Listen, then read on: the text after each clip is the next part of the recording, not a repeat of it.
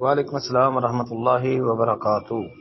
محترم میں نے نماز جنازے کے طریقے کے حوالے سے پوچھا، کہتا ہے تحریری درکار ہے۔ جی تحریری تو انشاءاللہ فی الوقت نہیں، لیکن چلیں وقت نکال کے تحریر میں بھی اس کو بھیج دوں گا۔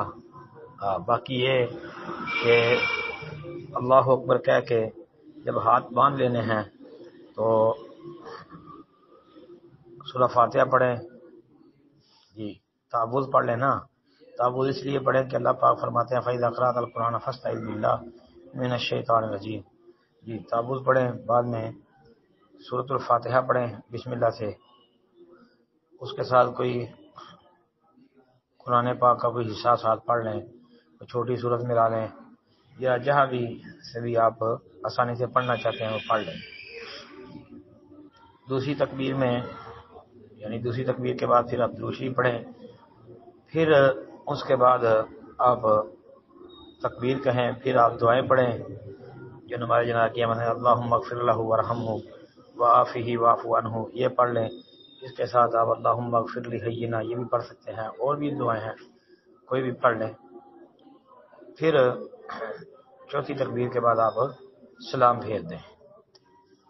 باقی انشاءاللہ تحریر میں بھی اس کو جلدی بھیجوں گا۔ السلام علیکم ورحمۃ اللہ۔ وعلیکم السلام ورحمۃ اللہ وبرکاتہ۔ یہ محترم بھائی نے ایک روایت بھیجی ہے مستدرک حاکم کی۔ سہل بن حنیف فرماتے ہیں ہم سیلاب کے پانی کے پاس سے گزرے، میں نے اس میں گھس کر نہا لیا، جب میں نہا کر نکلا تو مجھے بخار ہو چکا تھا۔ حضور علیہ السلام کو اس واقعے کی اطلاع دی گئی تو آپ نے فرمایا ابو ثابت کو کہو کہ تعویذ لے لے۔ میں نے کہا اللہ کے نبی تو دم نہ کروا لوں؟ آپ نے فرمایا نہیں، دم تو سانس کی بیماری یا بخار یا کاٹے کا ہوتا ہے۔ حسن ضعیف ہے اس کی جی، شیخ البانی رحمۃ اللہ علیہ کی سلسلہ حدیث ضعیفہ جو ہے نا وہ آپ دیکھ رہے ہیں، 1854 نمبر حدیث ہے، اس کو پڑھیں انشاءاللہ۔ اس میں شیخ البانی رحمۃ اللہ علیہ نے اس سند پر کلام کیا، یہ مستدرک حاکم کی، ابو داؤد مسند وغیرہ میں بھی ہے۔